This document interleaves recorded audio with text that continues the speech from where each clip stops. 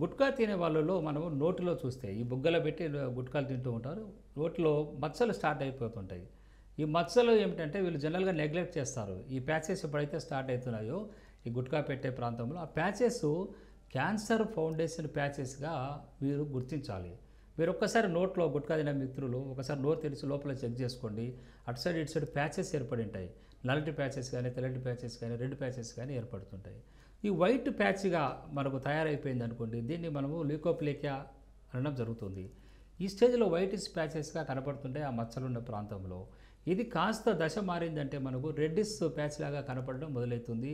దీన్ని ఎరిథ్రోప్లేకియా స్టేజ్‌కి కన్వర్ట్ కావడం జరుగుతూ వస్తుంది.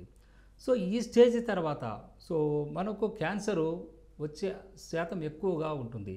ఈ గుట్కా మచ్చలు మీరంత ఈజీగా తీసుకోవద్దండి. మీరు సెల్ఫ్ చెక్ చేసుకోండి. లేదా దగ్గర డాక్టర్ ఉంటే వెళ్లి చెకప్ చేయించుకోండి. గుట్కా మచ్చలు స్టార్ట్ అయినాయంటే మీకు క్యాన్సర్ ఫౌండేషన్ పడింది అనేది అర్థము. అలాగే ముందుకెళ్తే వచ్చే కొద్దీ మీకు తప్పకుండా క్యాన్సర్ 100% వస్తుంది, తప్పించుకోలేరు. కాబట్టి దీన్ని మీరు ఒక ఖాళీ మచ్చలే అనుకోవద్దండి. ఇటువంటి మచ్చలు రావడం, నోట్లో అల్సర్స్ రావడము, కారం మసాలాలు తినలేకపోవడం, నోరు తెరవలేకపోవడం ఇవన్నీ కూడా క్యాన్సర్ వచ్చే ముందు దశ. సో, ఈ దశలోనే మీరు గుట్కా ఉత్పత్తులను మానుకోగలిగితే, పొగాకు ఉత్పత్తులను మానుకోగలిగితే మీరు క్యాన్సర్ బారిన పడకుండా మిమ్మల్ని మీరు కాపాడుకోవచ్చు. సో, మాది 35 ఇయర్స్ నుంచి రీసెర్చ్ క్లినిక్. ఈ గుట్కా, స్మోకింగ్ వ్యసనాలు, ఇతర వ్యసనాలు మారడానికి మేము రీసెర్చ్ క్లినిక్. మా clinic RTC cross road Bawarchi hotel దగ్గర క్లినిక్ ఉంటుంది.